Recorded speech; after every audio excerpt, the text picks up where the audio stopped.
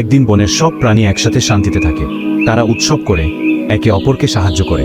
ছোট বড় সবাই পরস্পরের বন্ধু। খরগোশ বিনু, হরিণী স্নেহমজি, বানর কপিকেতু, হস্তি গজরাজ ও সিংহদেব সবাই সুখে থাকে।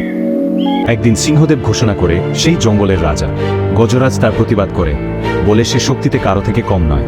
বানর কপিকেতু বলে শক্তি নয়, বুদ্ধি আসল। সবার মধ্যে অহংকার জন্ম নিতে শুরু করে। প্রাণীরা আলাদা আলাদা দলে ভাগ হয়ে যায়। সিংহ আর তার অনুসারীরা একদিকে, গজরাজের দল আরেকদিকে, বানরদের দল আলাদা। কেউ কারোর সঙ্গে কথা বলে না। বনের জীবন কষ্টকর হয়ে ওঠে। খরগোশছানা বিনু এক প্ল্যান করে। সে একদিন একটি বুদ্ধির খেলা আয়োজন করে, যেখানে সবাইকে একসাথে খেলতে হবে। সেই খেলায় সবাই নিজের অহংকার ভুলে গিয়ে আবার সহযোগিতা করে, হেসে খেলে মেতে ওঠে। সবাই বুঝতে পারে কারো শক্তি বা বুদ্ধি নয়, সবচেয়ে বড় হলো একটা আর ভালোবাসা। বন আবার আনন্দে ভরে ওঠে। সিংহদেব আর গজরাজ একে অপরকে স্বীকার করে নেয় বন্ধু হিসেবে।